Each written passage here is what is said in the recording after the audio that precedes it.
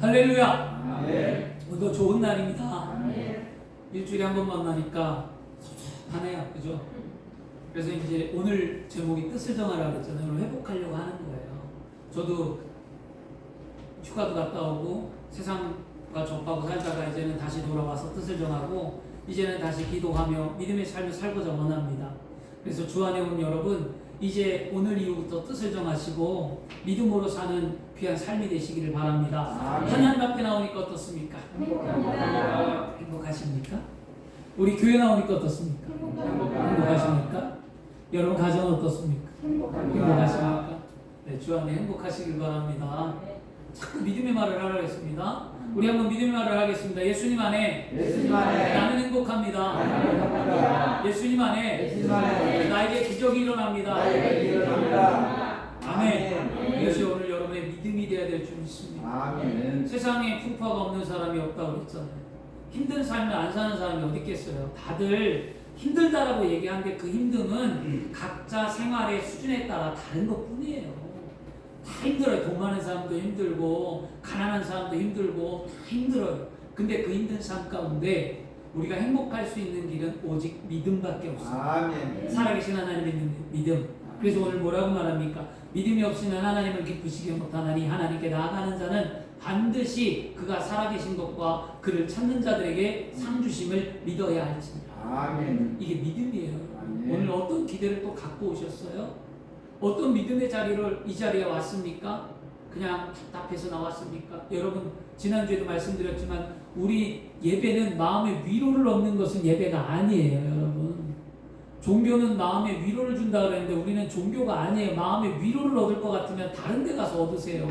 우리는 살아계신 하나님을 만나야만 합니다. 아멘. 마음의 위로가 아니라 신앙의 확고함에 살아계신 하나님을 경험하는 게 우리의 신앙이에요. 하나님이 살아계셨고 십자가에 피 흘린 공로의 은혜를 알고 사도행전 역사와 같이 성령의 충만함이 무엇인지 깨닫는 것, 이게 예배란 말이에요. 아멘. 오늘 그런 예배가 드려야 될 줄 믿습니다. 아멘. 따라하겠습니다. 뜻을 정한 기도를 드리자. 아멘. 아멘. 뜻을 정한다라는 뜻이요, 마음을 정했다라는, 마음에 결심했다라는 거거든요. 마음의 결심. 그래서 오늘 다니엘서에서 함께 은혜를 나누기로 하는데, 다니엘이 누군가? 다니엘의 이름의 뜻은 원래 하나님은 나의 심판자라는 뜻이 원래 다니엘의 이름의 뜻이었어요. 다니엘은 어떤 인물이냐면, 다니엘은 유다 지파에 속한 왕족 출신이었어요. 다니엘은요. 그리고 구약에, 지금 얘기하는 구약의 이 다니엘서를 쓴 저자가 다니엘이고요. 그 다음에 다니엘은 선지자 중에서도 대선지자 중에 한 사람이라고 했습니다. 대선지자, 소선지자라고 나뉜다고 분명히 말씀드렸는데, 인물이 큰 인물이기 때문에 대선지자고, 인물이 작아서 소선지자가 아니라 선지서가 내용이 작기 때문에 소선지자, 내용이 많기 때문에 대선지자, 이렇게 나눈다라고 그때 말씀드렸죠. 그리고 다니엘은요, 오늘 말씀에 BC 605년경이거든요. 유다 왕 여호야김 때 바벨론이 유다를 침공합니다. 그때 침공했을 때 포로로 1차의 포로로 잡혀간 인물이 다니엘이었어요. 근데 이 다니엘이 바벨론으로 잡혀간 이후에 60년간 다니엘이 삶을 살았는데요. 60년 동안 무엇을 했냐면, 바벨론에서도 조언자, 왕에게 조언을 해줄 수 있는 조언자로 세 번째 치리자로 쓰임을 받았고요. 그리고 바벨론이 정복이 끝난 이후에 역사가 바뀝니다. 메데 바사라는 제국, 페르시아 제국으로 바뀌거든요. 바벨론에서. 이 페르시아 제국, 바벨론이 멸망하고 이 페르시아 제국이 등극했을 때 다리오 왕과 그 바벨론 왕의 또 다니엘이 총리가 됩니다. 그리고 다니엘은 바벨론의 두 명의 왕, 느부갓네살 왕과 벨사살 왕, 그 다음에 페르시아 왕이었던 메데 바사 제국의 왕의 다리오 왕과 고레스 왕의 4명을 섬겼어요. 이렇게 4명을 섬기는데 다니엘이 공통점이 있었어요. 이 4명의 왕이 바벨론 제국과 페르시아 제국의 왕들이 다 다른데, 그 4명의 왕이 특별하게 다니엘을 사용했다라는 거예요. 그것도 왕궁을 다스리는 자로, 지리자로 이렇게 사용했는데요. 왜 그들이 다니엘을 자기 민족보다 높은 위치에 올려서 함께 다스렸는가? 공통점은 무엇이냐면 하나님의 말씀이었습니다. 아멘. 하나님은요, 성경에 이렇게 말씀하죠. 하나님이 높이면 낮출 자가 없고 아멘. 낮추면 높일 자가 없다라고 말씀하잖아요. 하나님께서 다니엘을 높이셔서 하나님의 영광이 나타나게 하셨고, 다니엘을 항상 하나님은 하나님의 영광 가운데 쓰임받게 하셨다는 거죠. 그러면 왜 어려운 환경인데, 포로 생활인데 다니엘이 어떻게 했길래 하나님은 다니엘을 높였을까요? 우리 오늘 이 말씀을 통해 하나님께서 여러분 한 사람 한 사람을 이 땅 가운데 삶을 높여주시고 아름다운 삶을 살게 해주게 될 줄 믿습니다. 아멘. 그래서 다니엘이 하나님께 높임받을 수 있었던 것은 다니엘은 뜻을 정했다라고 얘기하는데요. 어떤 뜻을 정했을까? 그리고 다니엘은 어떻게 했길래 높여졌을까? 그것은 바로 뜻을 정한 기도를 드렸다는 거죠. 그냥 기도가 아니라 뜻을 정했다. 그 뜻이 하나님 마음에 합했고 하나님 보시기에 아름다웠다는 거예요. 내가 좋아서 한 기도가 아니라 하나님의 마음에 합한 기도. 우리 한국 기독교인들은 기도를 많이 한다고 했잖아요. 참 많이 해요. 많이 부르고 많이 기도하는데, 근데 응답받는 사람들은 소수죠. 이유가 무엇이었냐면 나의 뜻을 관찰하는 기도를 했기 때문이라는 거죠. 오늘도 가만히 뒤돌아보세요. 여러분의 삶에 어떤 기도를 드렸는가? 습관적으로 아침에 일어나서 아니면 저녁에 잘 때 성경 보며 말씀 보며 우리가 기도하는 패턴을 보면 우리는 늘 자신의 삶을 향해 기도하잖아. 그런데 다니엘은 그렇게 기도하지 않았어요. 다니엘은 어떻게 하면 하나님께 영광이 될까? 하나님의 뜻을 향한 기도를 드렸다는 거죠. 이 땅 가운데 이 땅에 태어난 사람이 한 사람도 거저왔다 거저가는 생명이 없고 이 땅의 삶에 분명한 삶의 목적이 있다고 성경은 우리에게 말씀해주고 있습니다. 그렇다면 여러분이 하나님의 뜻을 쫓아서 삶의 목적을 찾아 삶을 살아가야 될 줄 믿습니다. 아멘. 이게 신앙입니다, 여러분. 맹목적인 신앙이 되지 마시고요. 세상의 종교처럼 아니면 샤머니처럼 기도하는 그런 삶이 아니라 하나님이 살아계시다는 것을 안다면 하나님의 뜻에 합한 기도를 드리고 하나님의 뜻을 구하는 기도를 드려서 그 은혜가 충만해져서 삶이 행복해지는 저와 여러분이 되어야 될 줄 믿습니다. 그러면 기도는 무엇일까요, 여러분? 기도는 우리들이 기도하는데 기도는 사랑의 대화라고 쉽게 얘기합니다. 또 기도는 호흡이라고도 얘기도 하죠. 그러면 근데 저는 기도는 사랑의 대화다라는 것이 훨씬 더 마음에 와닿았어요. 사랑의 대화는 뭐냐면 사랑은 끊임없이 그 대상과 대화를 나누고 함께 있기를 원합니다. 사랑하면 함께 있기를 원해요. 근데 부부관계를 볼까요? 여러분 연세도 드시고 다 아시겠는데 오늘 우리 장경안수 집사님과 김승무 권사님의 사랑하는 장면을 또 봤어요. 안수 집사님이 권사님 손 소독하라고 저기서 짜갖고 가갖고 손을 문드러주면서 이렇게 만져주시더라고요. 그 모습이 굉장히 아름다웠어요. 사랑은 그런 거예요. 사랑은 배려거든요. 그리고 김승자 집사님과 기경록 집사님 며칠 전에 있었던 일인데 기경록 집사님이 열심히 평상을 여기다 만들어 놨었어요. 열심히 평상. 근데 그 평상을 왜 만들었는가 봤더니 김승자 집사님이 평상에 눕고 싶다는 말을 하신 거예요. 그래서 땀 흘려서 열심히 만들었어요. 그런데 그 만드는 모습을 보면서 김승자 집사님은 그렇게 얘기했어요. 힘든데 이 더운 여름에 힘든데 뭐하러 그걸 만드냐, 하나 사면 좋지 않냐 라고 얘기했습니다. 그런데 서로 어떤 마음이 있었냐면 남편은 아내를 바라보고 눕고 싶은 마음이 있어서 사랑하는 마음을 만들어줬던 거고요. 아내는 남편이 땀 흘려 일하는 모습이 안쓰러우니까 그렇게 했던 거예요. 제가 보는, 맞는지 모르겠어요. 맞아요? 제가 보는 견해가 다르네요. 제가 볼 때는 그런 마음이 느껴지더라고요. 두 사람이 서로 말씀이 어긋나는 것도 있는데 말하는 가운데 어긋나는데 제가 중간에서 가만히 들어보니까 한 사람은 이렇게 배려하고 한 사람은 이렇게 배려하는 거죠. 사랑이라는 것은요, 그렇게 사람이 배려하고 느껴지고 대화하고 함께 있기를 원하는 겁니다. 근데 만약에 사랑이 식어버리면 어떨까요? 여러분들 흔히 하는 얘기 뭐죠? 꼴배기 싫어. 그죠? 쳐다보기도 싫어. 그냥 앞에만 있으면 화가 나. 끄덕끄덕거리는 분들이 있어요, 지금 막. 그런 거예요. 이게 왜 그럴까요? 사랑이 식은 거예요. 여기 이제 신혼부부가 있는데 이제 둘이 사랑을 알콩달콩 할 텐데 나는 아직도 설레. 우리 사모를 보면. 근데 우리 사모님은 날 보면 안 설렌대. 이게 다른 거죠. 감정들이.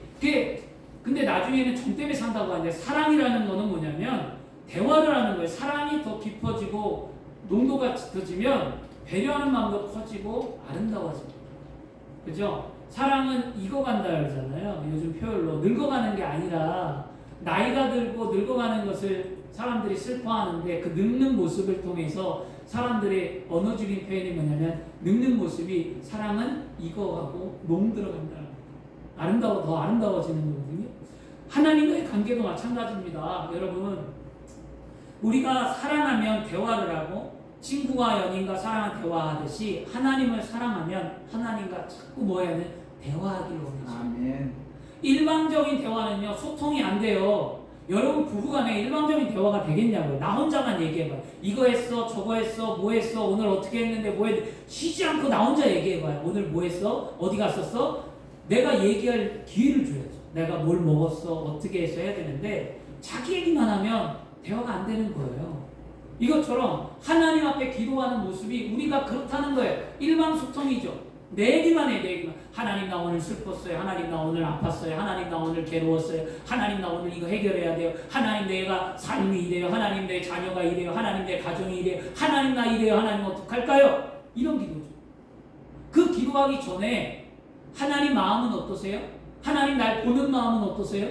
하나님 나를 통해 무엇을 이루길 원하십니까? 하나님 내가 어떤 예수쟁이가 될까요? 하나님 나를 사랑하신 그 은혜를 어떻게 하면 하나님을 기쁘게 할까요? 내 믿음은 연약하지만 하나님을 위한 삶을 살기를 원한다라는 고백의 기도를 해야 되지 않을까요? 오늘도 오직 믿음으로 산다라는 찬양을 들으면서 아침에 기도할 때 그런 기도를 드리죠. 하나님 날 보시는 주의 종이 나를 하나님 어떻게 보고 계십니까? 내가 바른 길을 가고 있습니까? 내가 정말 뜻을 정한 기도를 하고 있습니까? 이런 묻는 기도를 좀 드렸거든요.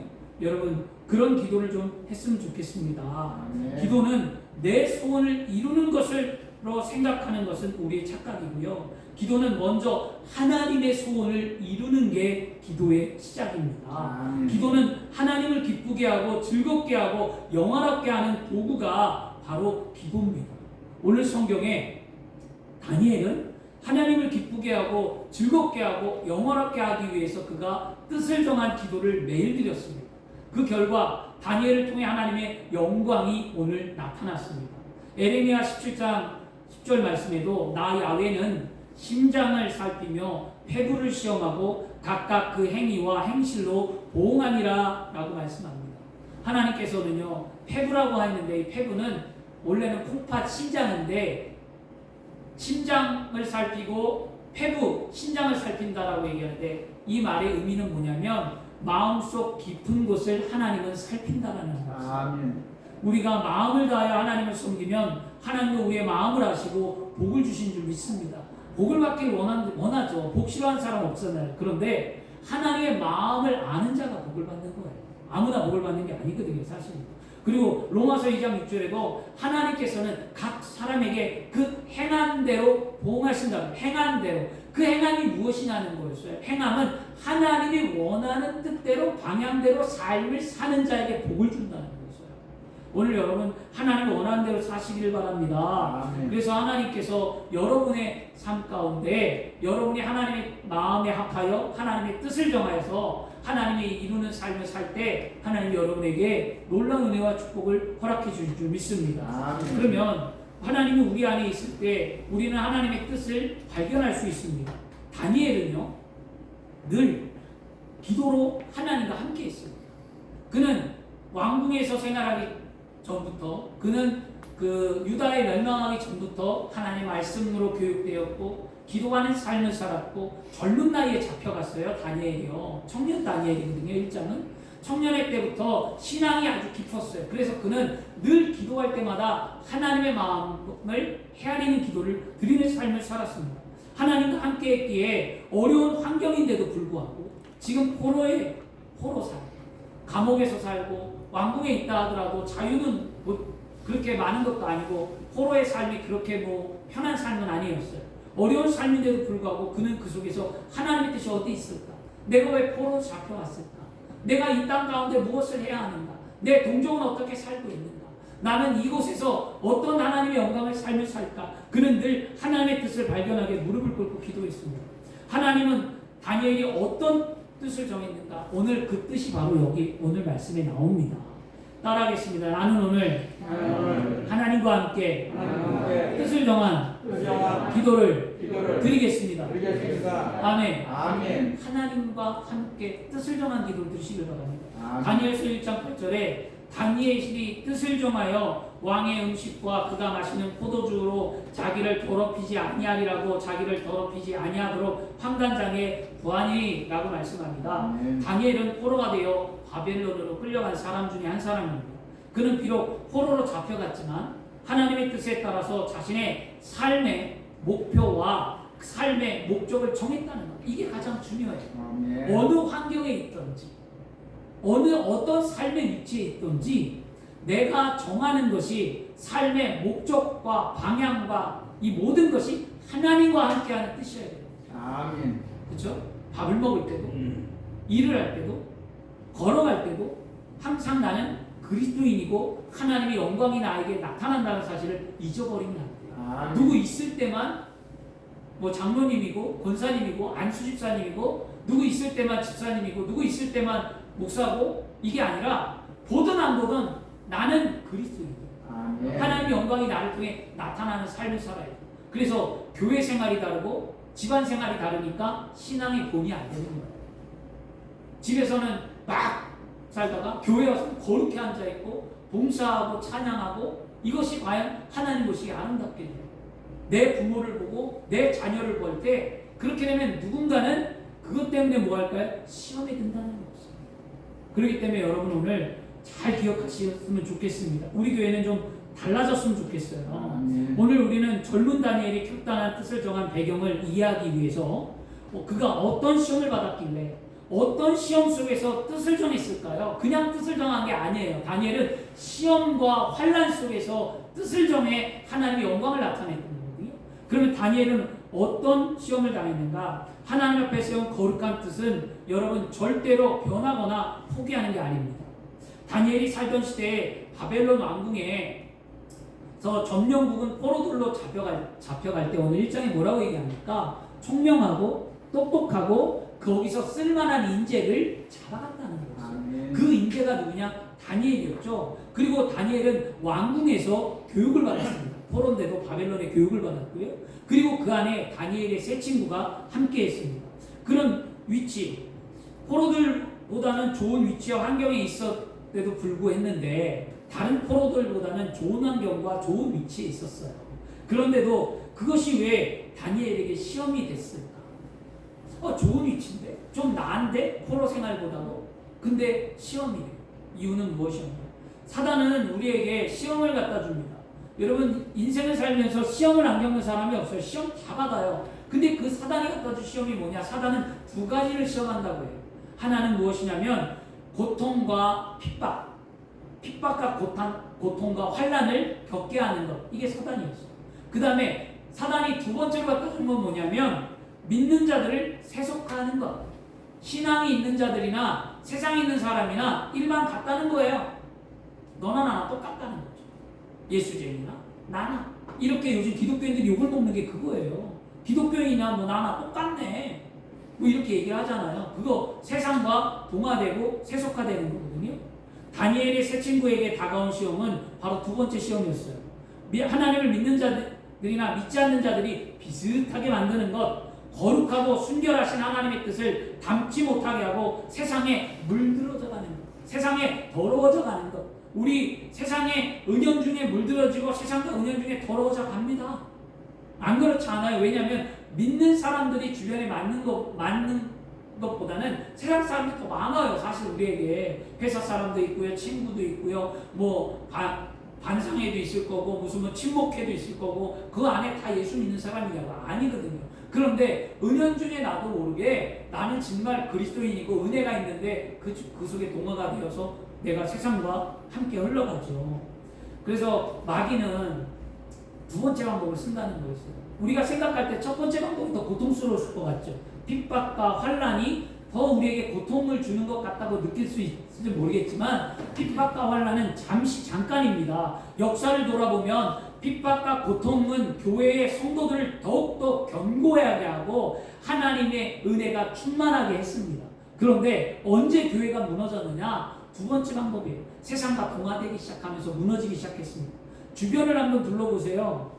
오히려 지금 우리는 사단의 두 번째 전략에 무너져 내리고 있습니다. 그래서 우리의 신앙이 세상의 종교적인 관점에서 마음의 평안을 주는 것으로 보고 있습니다. 그래서 사람들이 뭐라고 얘기합니까? 교회 안 나와요. 여러분, 지금 코로나 시대에 세상과 동화되었어요.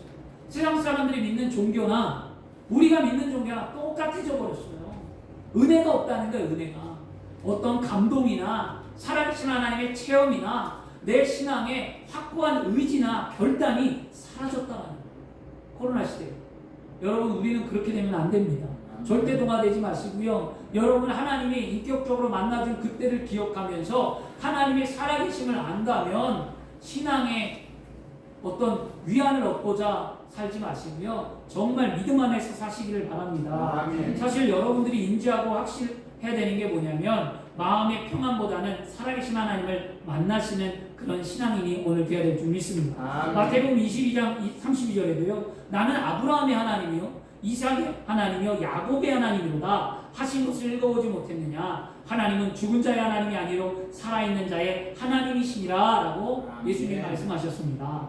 살아계신 하나님, 아브라함의 시대를 거치고 이삭의 시대를 거치고 야곱의 시대를 거쳐 오늘날 지금도 저와 여러분과 함께 살아계셔서 역사하는 줄 믿습니다. 그러므로 어떤 환경에 세상과 동화되지 말고 사단의 계략에 무너지지 말고 지금 우리가 하나님 앞에 모여 뭐 할까요? 뜻을 정하고 기도할 때 버리세요.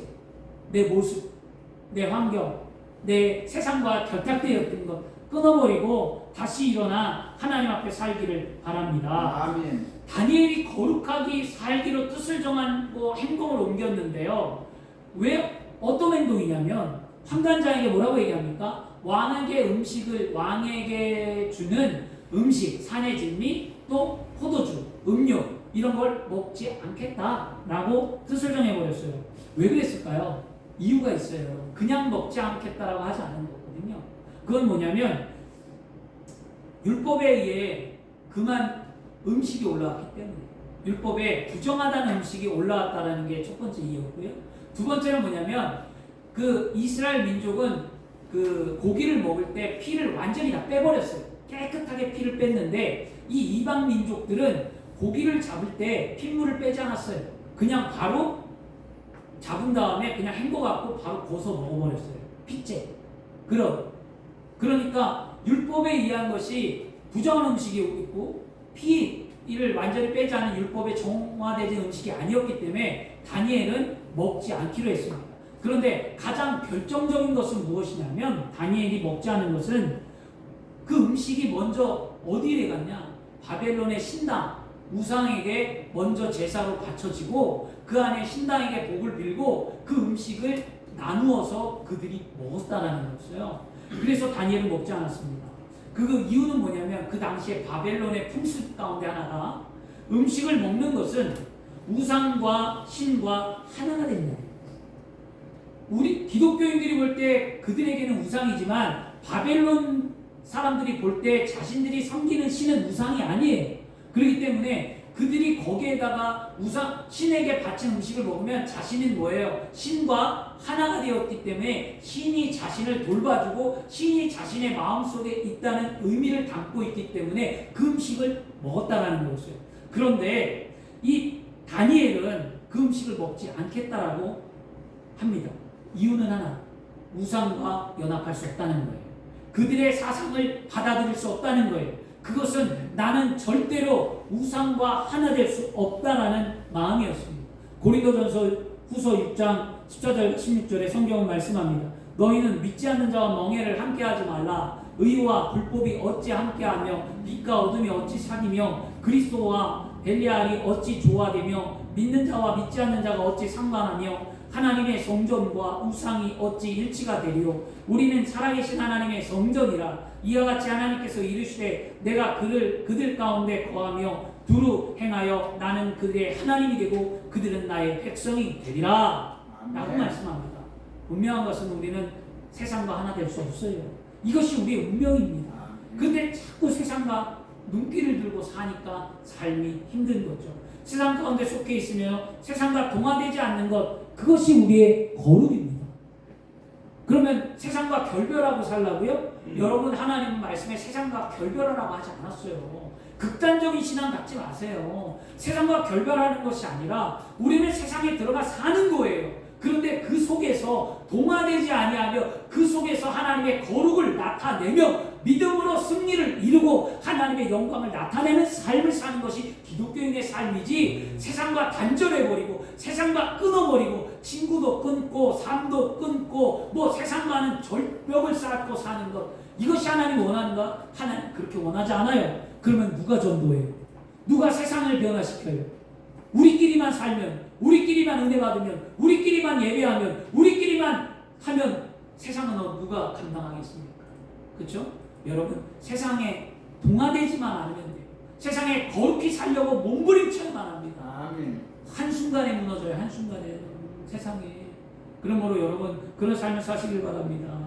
제가 이런 일이 있었어요. 다니엘이 이렇게 거룩한 삶의 뜻을 정하고 세상과 동화되지 아니하고 나는 이렇게 한다고 그가 결단했잖아요. 근데 이 말씀을 통해 제 마음에 부딪혀온 게 하나가 있었어요. 25년 전이었어요. 제가 청년회 때 신앙의 딜레마에 빠졌어요. 딜레마라는 것은 어떤 상황에서 판단하지 못하고 그 상태를 이루는 게 딜레마인데요. 결정을 못하고 괴로웠어요. 몹시 괴로웠어요. 친구 집에 놀러 갔습니다. 배가 고팠어요. 친구가 밥을 줬어요. 먹었어요. 맛있게. 아주. 그런데 친구가 이야기합니다. 야, 진이라, 지금 네가 먹은 음식이 제사 음식이다. 이래버렸어요. 그래, 제가 교회를 다닌 걸 얘가 알아요. 교회를 다니는 걸. 그러면서 그렇게 얘기해요. 야, 교회에서 우상에게 제사한 음식은 먹지 말라고 하는데 우리 부모님은 우상이 아니지 않니? 내가 만약에 음식을 먹지 않았다면 난 널 친구로 생각하지 않았을 거야 라는 얘기를 하더라고요. 그 아이가 제가 전도해서 교회도 같은 아이거든요. 그런데 그날 이후부터 제가 교회를 가면 마음이 찢어진 거야. 왜냐면 우상의 저런 음식을 먹지 말라고 가르쳤는데 난 먹었거든요. 제사 음식을. 그러니까 내가 죄진 것 같고 죄인 것 같고 뭔가 모르게 이게 어떻게 해야 하지? 이거 괴로워서 견딜 수가 없었어요. 그래서 힘들어할 때 제가 수요예배를 나갔는데 조영기 목사님이 고린도전서 강의를 하시면서 이런 말씀을 하셨어요. 그때 제 고민이 확 해결됐거든요. 그 말씀이 고린도전서 10장 31절 말씀이었어요. 그런즉 너희가 먹든지 마시든지 무엇을 하든지 나 하나님 영광을 위해 하라고 말씀을 하시면서 목사님께서 그것이 하나님의 영광이 되면 먹고 그렇지 않으면 먹지 말라고 말씀하시더라고요. 그러면서 목사님이 이렇게 얘기하셨습니다. 절대로 여러분 분명하게 귀신에게 절한 음식은 절대로 먹지 말아야 합니다. 그런데 내 부모가 귀신은 아니잖아요 라는 말씀을 끝에 하셨어요. 부모님 돌아가신 날 부모를 생각하면서 가족이 함께 식사할 수도 있습니다 라고 말씀하셨어요. 그런데 그 말을 앞뒤 좌우 끝까지 듣지 않은 사람들이 때문에 목사님이 구설수에 올랐어요. 그리고 목사님이 타교단, 우리 순복음 교단 말고 타교단에서 목사님을 이단으로 또 정죄했어요. 조용기 목사 제사 음식 먹어도 된다 이렇게 얘기했다. 그래서 한참 이슈가 됐던 이야기가 있습니다. 여러분, 진실을 왜곡하는 눈은, 부분만 보는 눈은 진실을 왜곡합니다. 그런데 여러분, 나무를 보지 말고 숲을 봐야 돼요. 여러분, 큰 그림을 보면 말씀을 알 수 있어요. 여러분, 신앙이 잘하려면요, 말씀을 볼 때 한 부분만 보면 안 돼요. 나무만 보면, 이것만 보면 우리 신앙이 안 자라요. 이 전체적인 틀이 무엇이고 말씀이 전체가 우리에게 무엇을 보여주는데 전체를 볼 수 있는 신앙의 믿음의 눈을 기르시기를 바랍니다. 아멘. 제가 부교육자일 때 일이었어요. 부교육자일 때 신앙이 얼마 되지 않은 성도였습니다. 그 성도가 저한테 와서 이렇게 얘기했어요. 목사님, 제가 예수 믿은 지 얼마 안 됐는데 고민이 있습니다. 곧 있으면 다가올 명절인데 시댁에 제사가 있는데 어떻게 해야 될지 모르겠다는 거예요. 시댁 제사 때문에. 그래서 제가 왜 그러냐 그랬더니 이렇게 얘기해요. 제사 음식이야. 제가 며느리니까 얼마든지 만들고 차리고 올릴 수 있는데 목사님, 그 음식을 제가 먹을 수가 없잖아요. 그걸 안 먹으면 저는 이틀이나 굶어야 돼요. 그래서 저는 너무너무 배고프고 힘들어요. 어떻게 하죠? 라고 고민을 저에게 털어놨어요. 그래서 제가 물어봤어요. 집사님, 남편 되시는 분 부모님이 귀신이에요? 그랬더니 아니요 그러더라고요. 귀신 아니죠. 부모잖아요.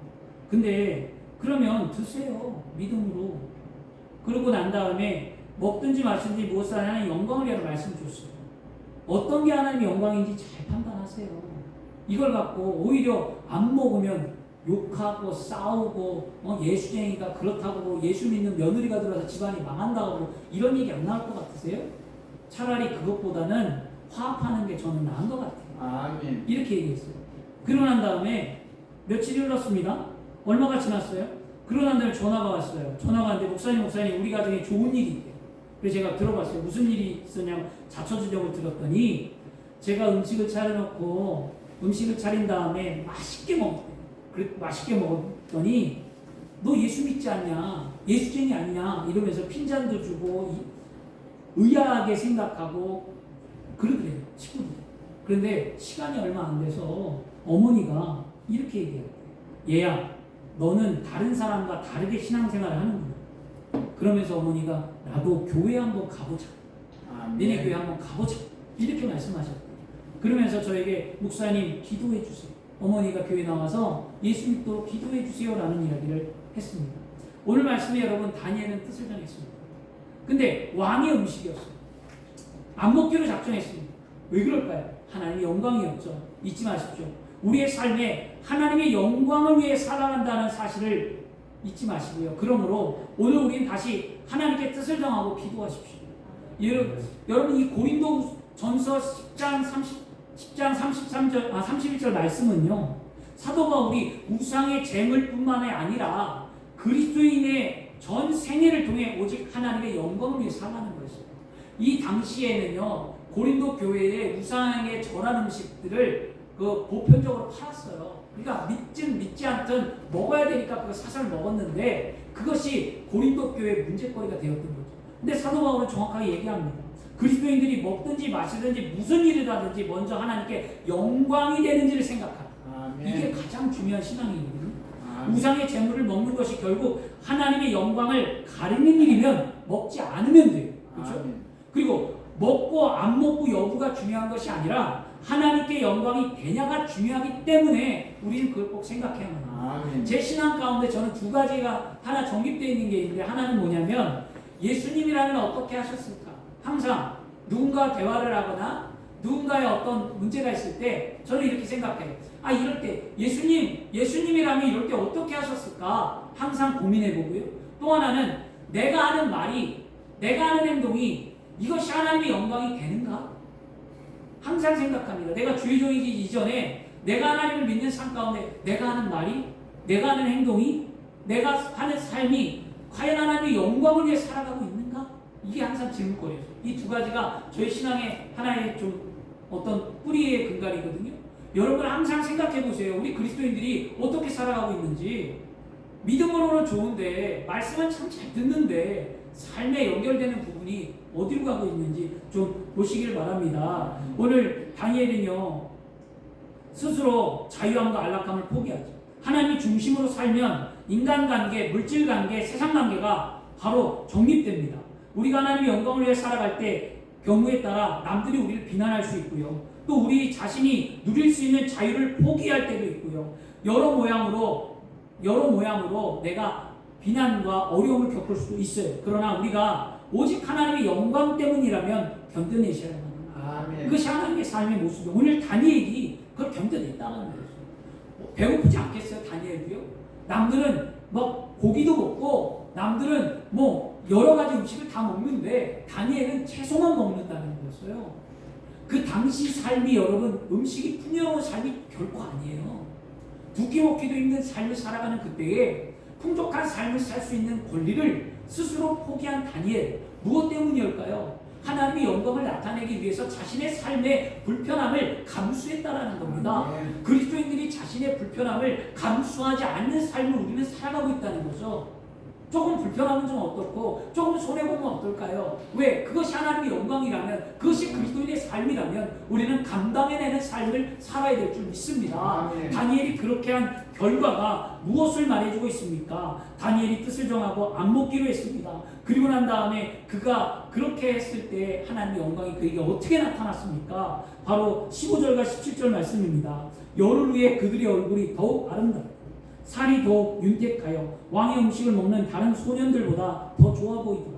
그리하여 감독하는 자가 그들에게 지정한 음식과 마실 포도주를 제하고 채식을 주니라.